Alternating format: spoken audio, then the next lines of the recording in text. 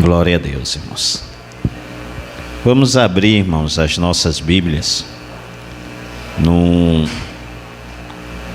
livro do profeta Isaías, no capítulo 64, o versículo do tema desse congresso que está sendo realizado esses dias. Livro do profeta Isaías, capítulo 64, nós iremos iniciar a nossa leitura do versículo 1 em diante.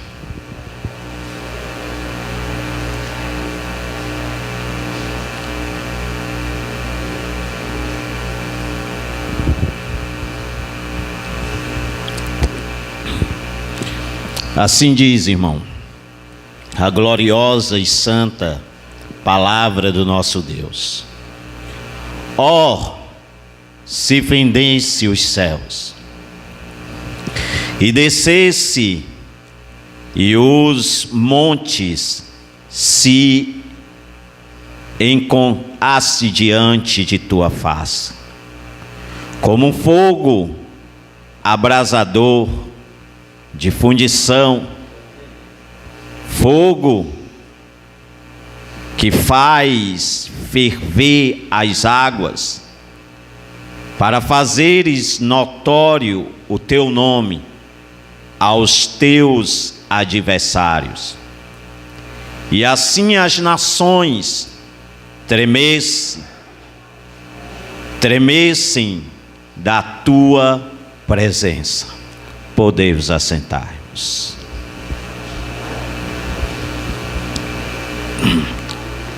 Acredito eu, irmãos, fielmente, que ser um cristão é abraçar as missões, porque isso é um dever de todos nós, cristãos, servos do Senhor, de realizar e de exercer essa tarefa. Então é abraçar também a evangelização como um estilo de vida,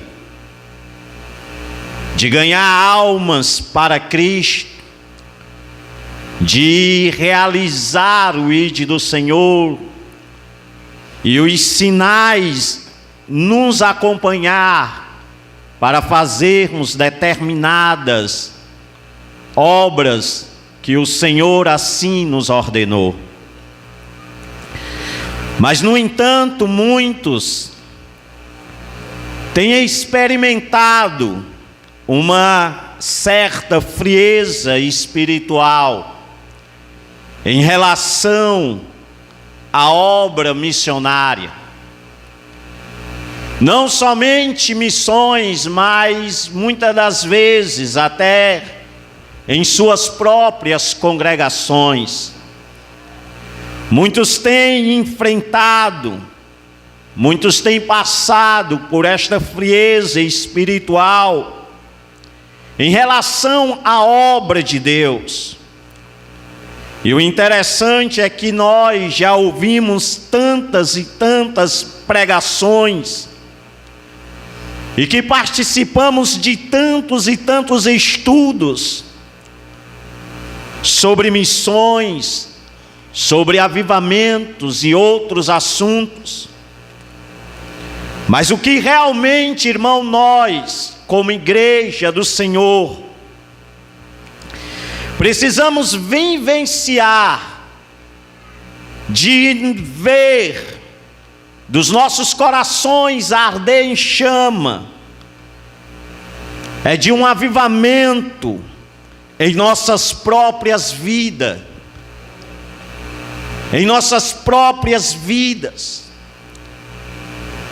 de querermos ardentemente essa comunhão de intimidade com o nosso Deus.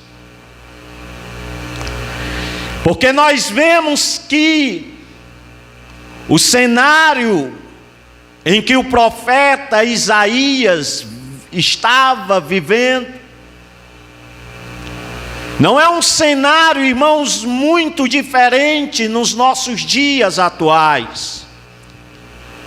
E em relação sempre à raça humana, nós vamos ver biblicamente que ocorreu em todos os períodos essa frieza espiritual.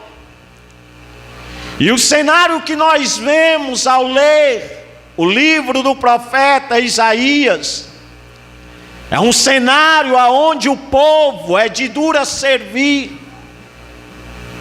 É um cenário onde a nação de Judá, que deveria cultuar o Deus verdadeiro, estava se esquivando.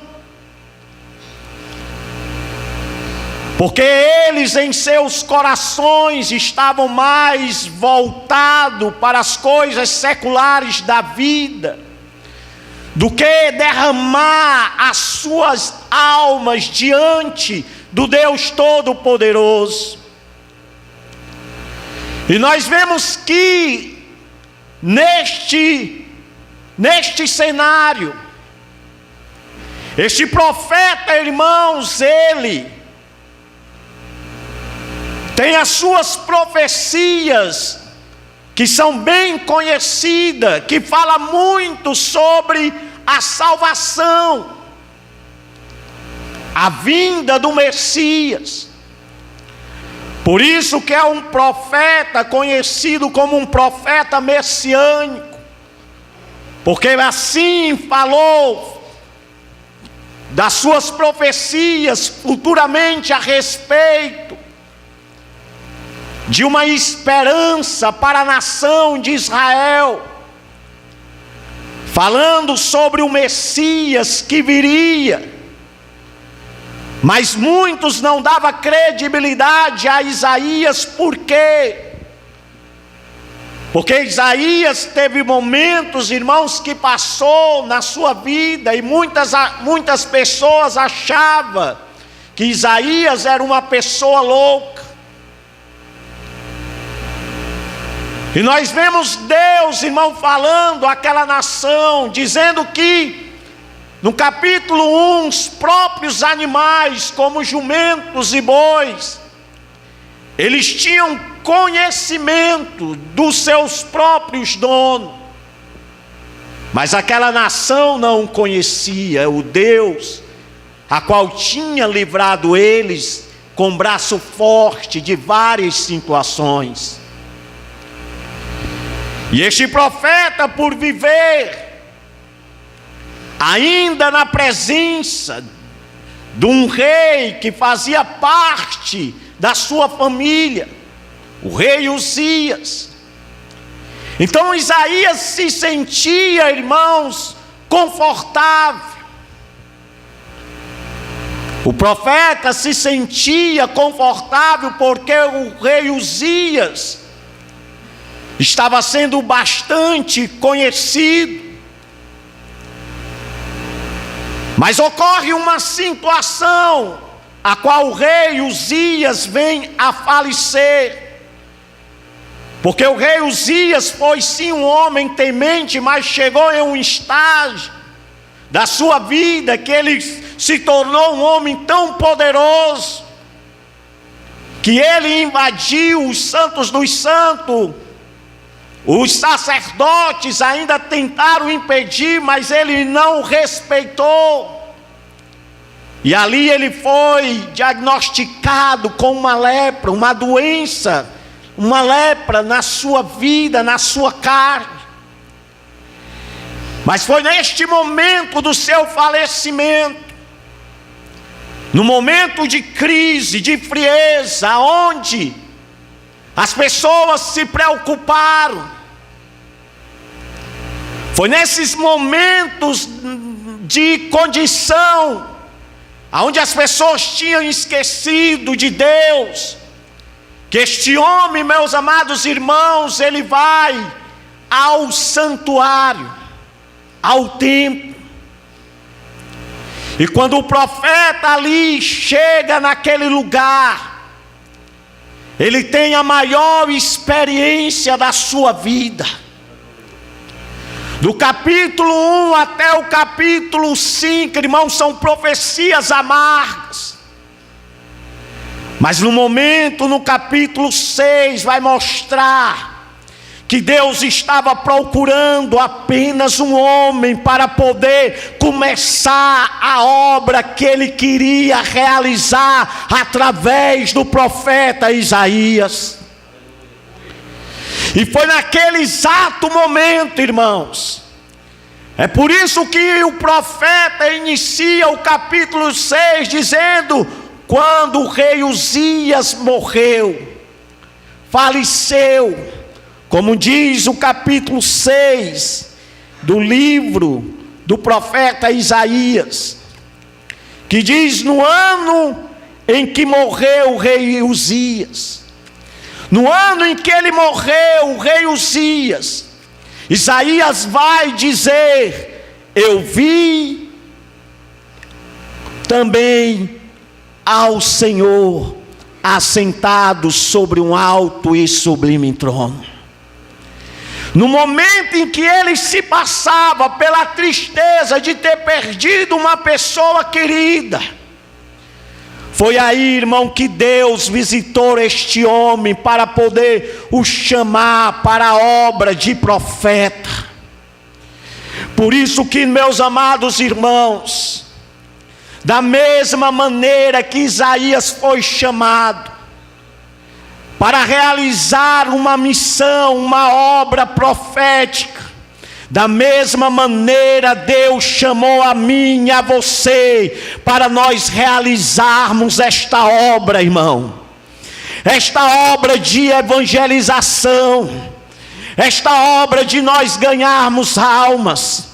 Porque foi em cenário como nós estamos vivendo que Deus visitou, irmão, pessoas que estavam passando por momentos de crise espiritual, para poder avivá-la, renová-la, fortalecê-la, para ela ser cheia da graça e do Espírito Santo, para anunciar o ano aceitável do Senhor Jesus, até que Ele venha.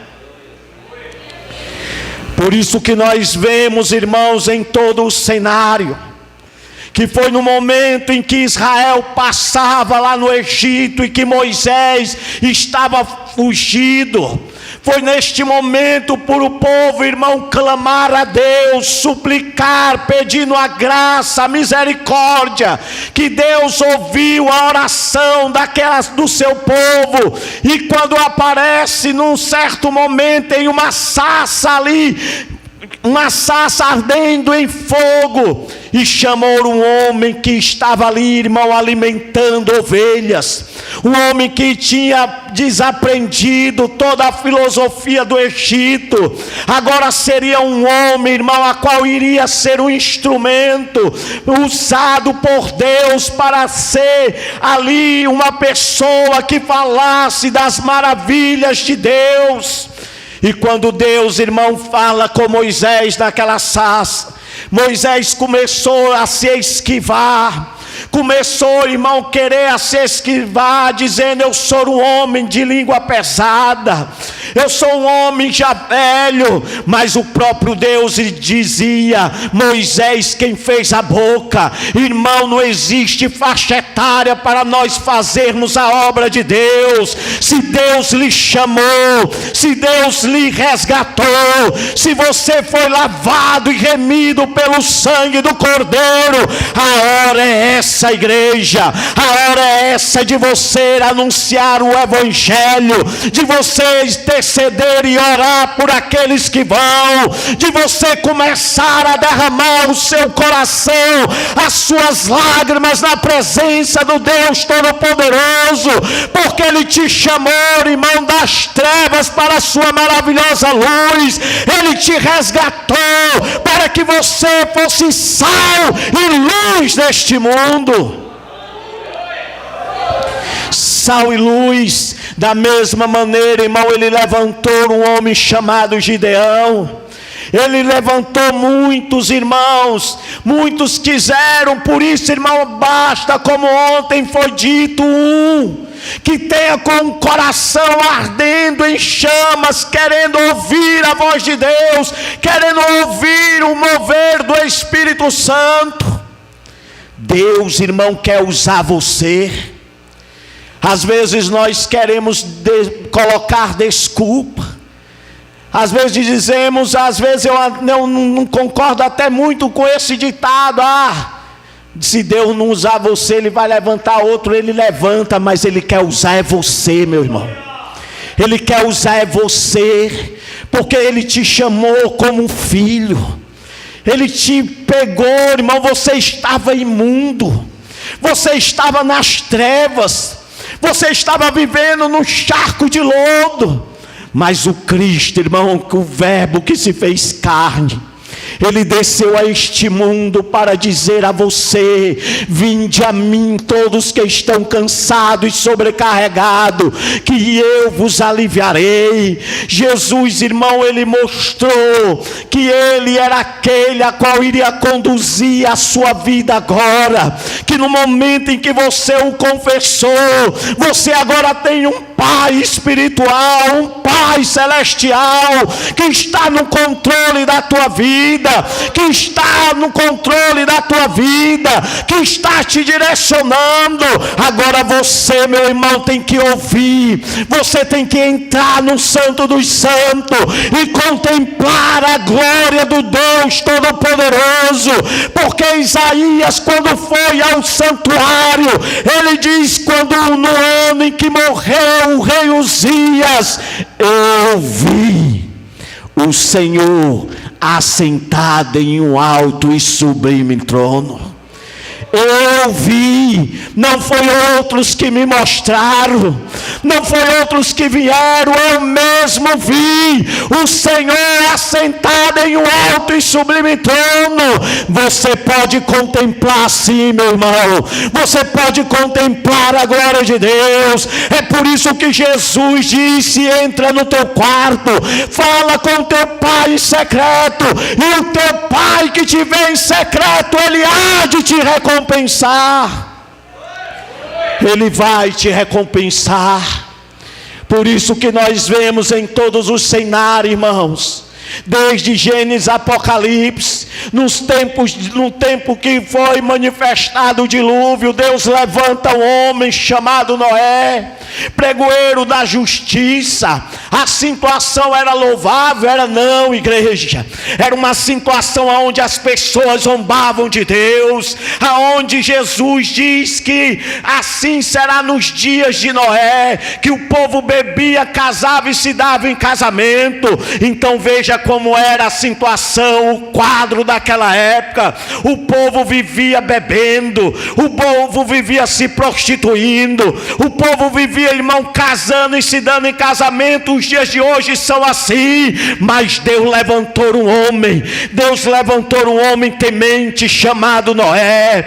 Deus levantou aquele homem começou a anunciar, começou a pregar, começou a falar sobre acerca do dilúvio. Muitos não davam credibilidade, mas Noé ia martela no prego. Ele vai mandar, cada prego que ele batia na madeira, ele estava dizendo: ele vai mandar o dilúvio. Vocês têm que se arrepender. Até que Noé entrou na arca, irmãos, e o dilúvio aconteceu. Nos tempos, irmão, de Jonas, Deus chama Jonas foge, irmão. Muitas vezes nós ridicularizamos Jonas, porque Jonas fugiu, mas Jonas tinha um senso de justiça, irmão, como todos nós temos. Nós não gostamos de ver a maldade, e Jonas estava contemplando que aquele povo era cruel, o povo de Nínive, que o povo era maldoso, que o povo, irmão, era um povo de dura cerviz, de coração endurecido. Jonas tinha um senso de justiça, querendo vingança, por isso que ele foge da presença de Deus. Por quê? porque ele conhecia o Deus que ele servia, que o Deus que ele servia era um Deus misericordioso, era um Deus, irmão, a qual salvaria aquela nação, independendo da maldade daqueles homens. Deus iria salvar, e Deus queria usar era Jonas. Jonas poderia muito bem, irmão, ter ficado no escanteio, Deus ter levantado outro, mas Deus queria Jonas. Deus olhou e queria: Jonas, tu vai entrar num ventre de um peixe. Tu vai entrar no ventre de um peixe, tu vai se arrepender e vai fazer o que eu estou mandando. Por isso, meu irmão, não fuja daquilo que Deus te chamou. Você tem fugido daquilo que Deus tem te chamado. Você foi chamado, irmão, para resgatar vidas, para orar. Por mais que às vezes você pode dizer: irmão, eu não tenho eloquência nas minhas palavras. Ei, igreja, o Deus a qual te chamou é o Deus que fez a boca. Jesus disse: quando vocês forem entregues à autoridade, não se preocupeis o que vão falar, porque o Espírito Santo há de falar por vocês. É o Espírito Santo que fala, não somos nós, irmão. Somos apenas oleiro, somos apenas vaso nas mãos do oleiro, somos apenas vasos de barro. É Ele que fala, é Ele que opera. Por isso não precisamos nos orgulhar de nada, porque a honra, a glória, o louvor é do Senhor. É aquele a qual está sentado no seu alto e sublime trono. É aquele a qual, irmão, voltará um dia para buscar esta igreja. É aquele a qual, quando João olhou lá na ilha de Patmos, se prostrou, porque não aguentou estar na sua presença. Aleluia. E Deus, irmão, em cenários como esse, fez sempre um milagre. Fez sempre um milagre a Jeremias. Jeremias disse: eu não passo de uma criança. E o Senhor disse: Jeremias, não diga isso, não fale isso, porque, irmão, o Senhor é com a igreja, o Senhor é com o seu povo.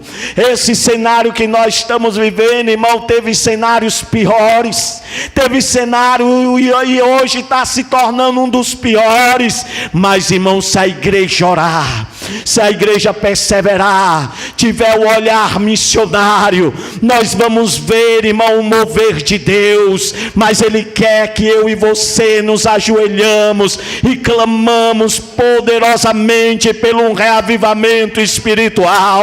Abacuque, no seu tempo em que viveu, Abacuque, irmão, ali angustiado, dizia: até quando, Senhor, clamarei eu a ti? Até quando eu irei falar e tu não vai me responder? Os homens estão afrouxando a lei, os homens estão se corrompendo. Mas de repente ele ouve uma voz, irmão. Ele diz: eu vou para a minha torre de vigia, e lá eu vou esperar o Senhor falar comigo.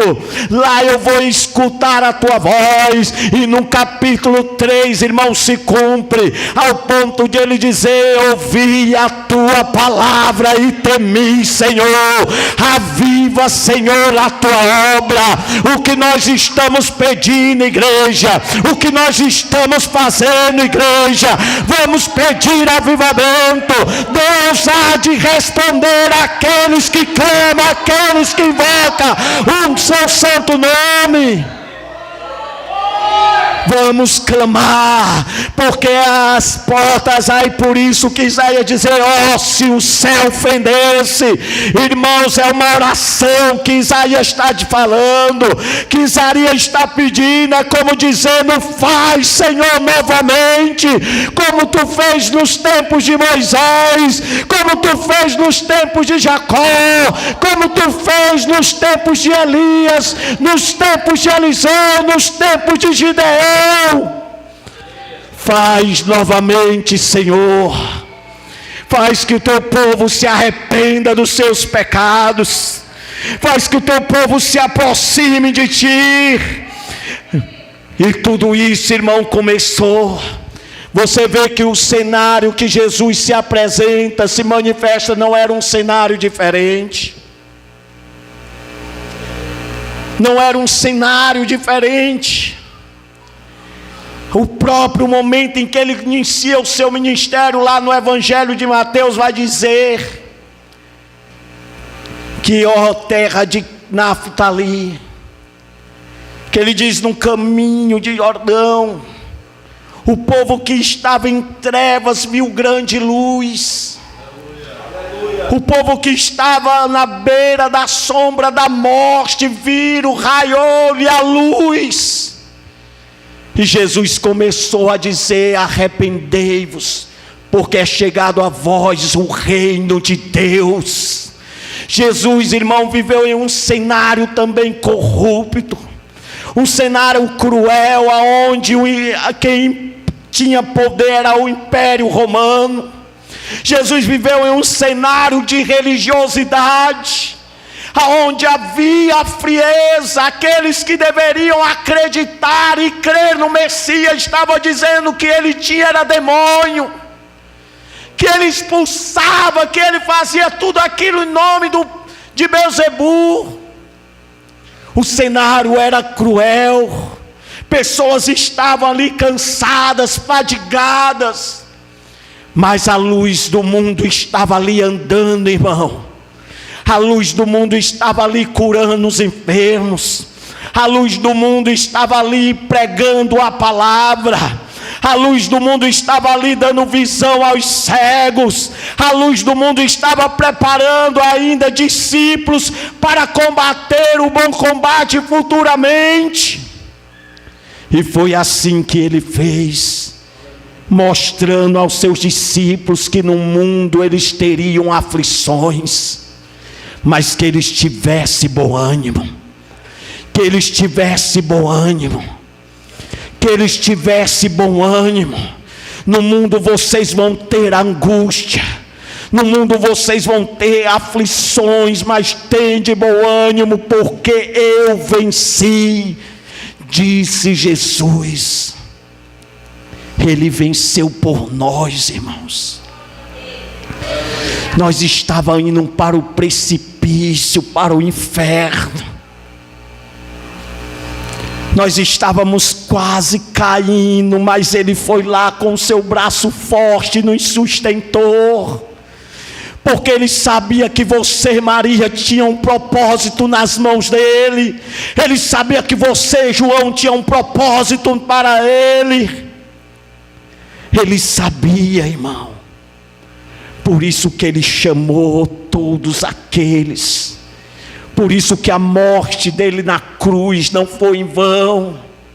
Por isso que por mais que nós não estamos vendo resultados, por mais que nós não estamos vendo, irmão, resultados, mas olha o testemunho do evangelista Jaime, de pessoas que já ouviram tantos anos e que hoje estão se convertendo. Irmão, aquilo é como Paulo diz, aquilo que nós fazemos no nome de Jesus, nada é em vão. O que você faz, meu irmão, nada é em vão. Ande ainda semeando. Você parou por quê? Você parou de profetizar por quê? Você parou de ir e anunciar o evangelho por quê? Por causa de palavras, por causa que a casa está bagunçada.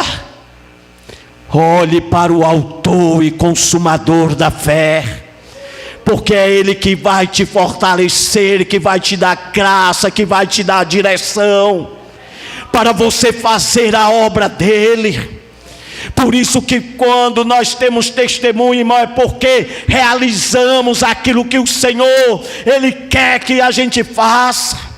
Eu sempre às vezes conto que uma certa vez, quando eu estava empenhado, era pregador itinerante, que viajava para os campos missionários, e que era com tamanha dificuldade, pegando ônibus, acordando cedo, tendo risco, pregando em praça e fazendo aquilo ou outro. Mas uma certa vez, tão triste, no meu coração veio aquela tristeza. E perguntei a Deus: Deus, o que está acontecendo? Talvez muitos já passaram por isso. Deus, eu anuncio o Evangelho, o que está acontecendo, aonde estão os frutos? E Deus apenas fica em silêncio. Mas de repente uma pessoa bate no seu ombro e diz: eu te escutava lá na praça, eu te escutava lá no hospital. Lembra, irmão, quando você estava evangelizando naquela esquina? Quando você estava orando na sua casa, eu escutava os teus gritos, os teus clamores. Nós vamos ver, irmãos, frutos sim, porque Deus vai permitir para nós vermos o quanto Ele é glorioso, que nós não somos nada, somos apenas pó e cinza, mas Ele precisa de mim, de você, para nós fazermos a sua obra nessa terra. Fazermos a sua obra neste lugar, irmãos. O cenário está aí, irmão, nesse momento, é momento de nós nos curvarmos. No tempo de Pentecostes nós vemos, irmãos, os discípulos estavam com medo. Aquele que batia no peito e disse: Senhor, todos que te abandonar, eu de maneira nenhuma vou te abandonar. Que dizia: esses aí pode te abandonar, mas eu não vou, Senhor. Não permitirei isso. Tão valente que pega uma espada e corta até a orelha de um soldado. Mas em um certo momento, quando ele vê pessoas dizendo: tu é um dele, porque tu parece com ele, tu estava com ele. Outro chega: tu é um dele, e ele diz: não, eu não conheço esse homem. Eu não sei quem é, eu não sei quem é. Mas interessante é que naquele momento, o irmão, o galo canta, ele olha para o Senhor e os olhos do Senhor estavam fitados em direção a ele. É como querendo dizer: Pedro, tu se lembra do que eu falei? Antes que o galo cantasse 3 vezes tu me negaria, e tu batia no peito dizendo: eu posso, eu faço, eu arrebento. Pedro, tu me negou. Mas os olhos do Senhor, irmão, eram um olhar de misericórdia. E Pedro olha fitadamente ali, chora amargamente, arrependido, corre, se esconde. Mas era naquele momento, irmão, que o Senhor ia renovar as forças daqueles homens. Era nessa situação de fraqueza espiritual, de desânimo espiritual, que Jesus ia fortalecer a vida dos seus discípulos. Foram as mulheres lá para poder limpar o corpo de Jesus, pegar. Elas chegam, voltam alegre, dizendo: o Senhor ressuscitou, cumpriu-se o que Ele diz. Mas os outros lá olhavam para elas sem alegria nenhuma, irmãos. Mas aquelas mulheres alegres, nós vimos, Ele falou conosco. Quantas vezes, irmão, nós estamos nessa condição? Quantas vezes Deus tem falado ao nosso coração e nós ficamos tão fora de si, e o Senhor bombardeando, falando. Mas às vezes parecemos que somos igual Tomé: eu quero ver. Irmão, você não precisa ver nada. Está aqui a prova. A prova está aqui de Gênesis, Apocalipse. Você não precisa ver, irmão, paralítico andar, porque ele ainda faz paralítico andar. Você não precisa ver um irmão expulsar demônio, porque ele disse que nós expulsaremos demônio em nome dele. Ele te deu autoridade, crente. Ele te deu autoridade para você ir por todo mundo e pregar o evangelho a toda criatura. Essa autoridade não foi somente aos profetas. Essa autoridade não foi apenas aos sacerdotes, levitas da época, aos pastores, aos apóstolos, não. Essa autoridade Ele dá a todos aqueles que invocam o seu santo nome. Ele dá essa autoridade a todos. Ele dá a cada um, irmãos. Mas nós temos que buscar. E quando elas chegam, eles estão lá. Eles queriam voltar até a mesma prática, dizendo: vamos pescar. Ei, irmãos, aí Jesus aparece novamente. Ele já tinha aparecido lá, fortaleceu o ânimo deles, mas de repente parece que eles esqueceram, queriam voltar à mesma prática: vamos pescar. E volta e vê o Senhor lá na beira da praia. E lá começa um diálogo de Jesus com Pedro, aquele que o negou. Pedro, tu me amas? E ele disse: te amo, Senhor. Pedro, tu me amas? Era como se Pedro reconheceu e disse: Senhor, eu apenas gosto de ti. Eu apenas gosto de ti. Pedro, eu não te chamei para tu ser pescador de peixe, mas não, Pedro. Eu te chamei para você ser pescador de almas. Apacenta as minhas ovelhas, Pedro. Apacenta minhas ovelhas. Pedro, tu me ama? E Pedro diz: Senhor, tu sabe todas as coisas. Tu sabe todas as coisas. Tu sabe que eu te amo. Apacenta as minhas ovelhas, Pedro. Vocês vão ficar ali em Jerusalém até que do alto vocês sejam revestidos de poder. Não saiam de lá.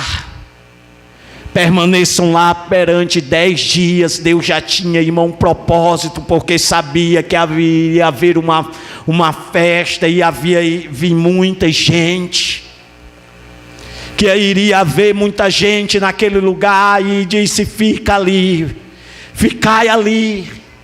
É como o nosso irmão ontem falou, irmão Daniel, 500 viram, irmãos. Mas às vezes Deus quer ver a nossa perseverança, quer ver como nós perseveramos, se nós vamos desanimar no meio do caminho, se nós vamos desistir de pregar para aquela vida porque está dando tanto trabalho, se nós vamos parar de orar por um filho, ou um filho que está tão rebelde, e as coisas parecem que vão piorando, a situação, o cenário vai piorando, por mais que clamamos, por mais que anunciamos. Mas Deus, irmão, manda nós entrarmos na nossa torre de vigia, porque é lá que Ele vai falar conosco, ao ponto de nós gritarmos: aviva, Senhor, a tua obra no decorrer dos séculos. Aviva a tua obra. O cenário era difícil, irmão, mas os apóstolos estavam ali, orando: Senhor, já alguns partiram, mas estamos aqui, aguardando, esperando a promessa. Agora eram homens que não estavam duvidando, eram homens que estavam crendo, eram homens que estavam acreditando. Mas quando o capítulo 2 vai dizer: de repente veio um vento inverniente impetuoso, encheu todo aquele cenáculo, irmão, e todos foram batizados, cheios do Espírito Santo. Aquele homem que estava com medo, amedrontado, cabisbaixo, quando ele viu os homens zombar, irmão, ele se levanta como um leão, um guerreiro, dizendo que não estava embriagado, mas era o cumprimento da profecia que Joel tinha falado, era o cumprimento. Por isso que eles todos estavam cheios, repletos repletos repletos do poder, da unção, da graça do Espírito Santo. E ali, irmão, 3.000 almas se converteram. Nós vemos cenário como no século XVI, aonde, irmão, o cenário também não era um dos melhores. Foi aonde surge a reforma protestante para poder, irmão, dar um impacto naquele momento, aonde Deus levanta homens para poder ali escrever, falar, colocar Bíblias em outras línguas, como na língua alemã, porque as pessoas não tinham acesso a esta palavra, pessoas não tinham acesso ao Evangelho, uma parte da Bíblia para poder ler, mas ali Deus faz esta reforma, e através disso, irmão, veio as missões modernas, veio homens como Robert Eves no país de Gales, que o seu coração começou a arder em chama para clamando pelo avivamento. Ele viu o cenário, a situação daquele lugar, mas no seu coração era dizendo: aviva, Senhor, a tua obra, faz novamente. E quando foi um instrumento usado, veio um grande avivamento. No século XVIII, da mesma maneira, uns garotos, jovens, orando nas suas faculdades, clamavam, irmão, por uma restauração, porque o cenário era um dos piores, o cenário era totalmente pior, era um cenário a qual eles estavam ali agonizando, dizendo: Deus, aviva a tua obra, renova, faz que os céus se fendam, faz que a tua glória se manifeste, faz que o teu poder desça, meu Senhor, e salve vidas para a honra e para a glória do teu santo nome. Por isso que a oração, irmão, do profeta Isaías é essa dizendo: ó, se os céus se fendessem, ó, se os céus se fendessem, ó, se fendesse os céus e descesse os montes, desce, Senhor, novamente. Desce novamente, Senhor, e aviva o coração da tua igreja. Nós estamos precisando, igreja. Os tempos são difíceis, a situação, a crueldade, as ideologias estão invadindo as escolas, e nós iremos ficar, irmão, só olhando esse cenário? Não, igreja.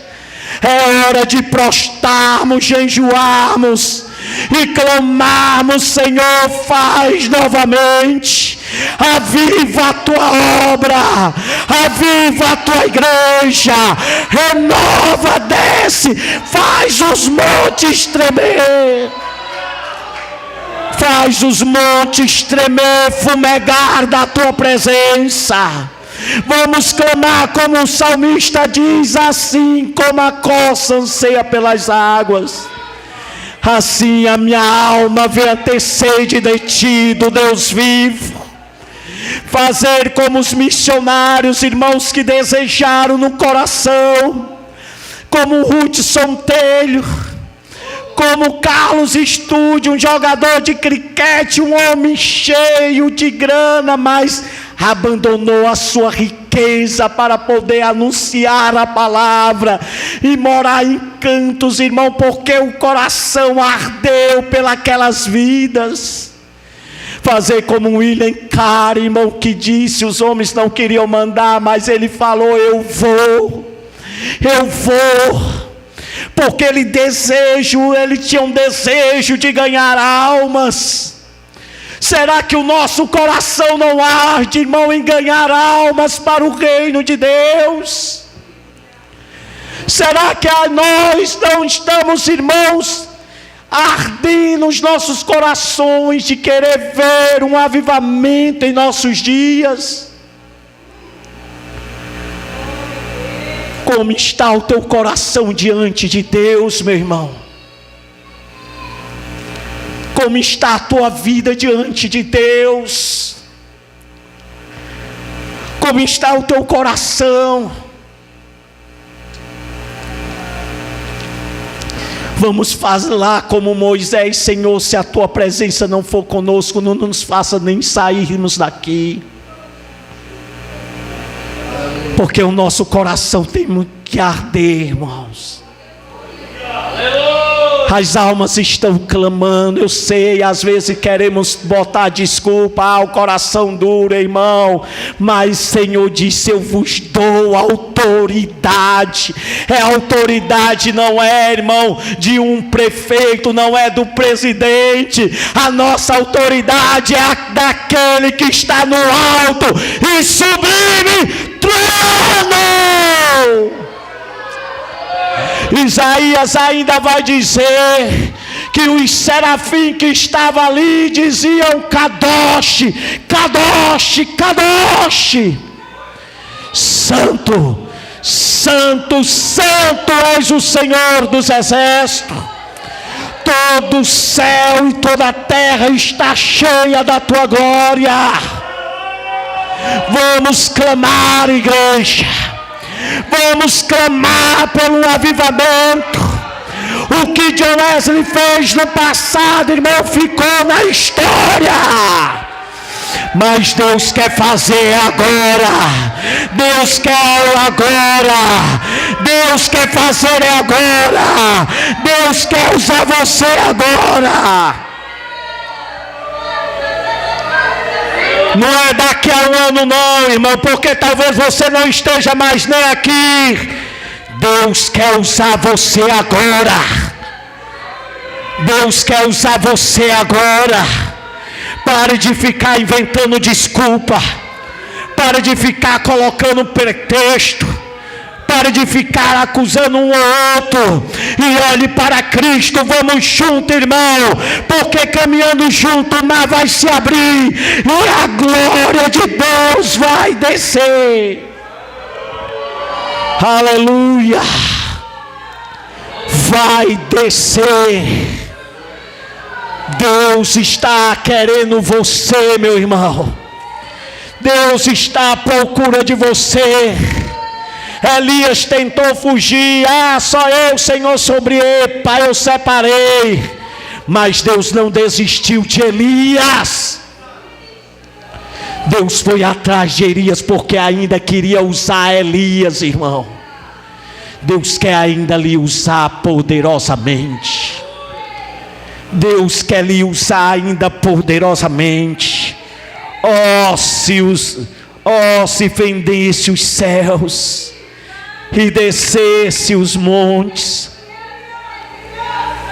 se encontrasse diante de tua face como um fogo abrasador de fundição, fogo que faz ferver as águas, para fizeres notório o teu nome nos teus adversários. Deus, irmão, é aquele que ainda fumega. Na ilha de Patmos, João estava lá. Talvez eu não sei qual era a situação de João, mas Deus ainda tinha promessa para João. João, escreve o que tu vai ver agora. Mas o mais louvável, irmão, é quando o livro de Apocalipse vai falar a respeito, quando ele vê o Senhor. O Senhor aparece e diz: João, escreve isso aí. Escreve isso aí, João. Escreve. João se prostrou, irmão, diante, porque, irmão, ninguém consegue, é como Isaías. Quando Isaías contempla, ele se treme todinho, ele começa a dizer: ai de mim, que sou um pecador e habito no meio de um povo de impuros lábios. Eu vi o Senhor. E ali, irmão, Deus pega ali, o anjo pega uma brasa com Satanás e toca ali na língua de Isaías. dizendo: os teus pecados são perdoados. Mas vai, Isaías, ele nem manda dizer, ele vai. O Senhor ainda diz assim: quem enviaremos? O Senhor começa uma conversa: quem enviaremos? Quem arde por nós? Aquele homem, irmão, por ser despertado, ele diz: eis-me aqui, Senhor. É ele dizendo: eu estou pronto a enfrentar as feras, eu estou pronto a morrer por amor a Ti, eu estou pronto a tudo, Senhor, eis-me aqui, envia-me a mim. E Deus diz: então vai, Isaías. Aleluia. Então vai. Vamos ficar de pé, igreja.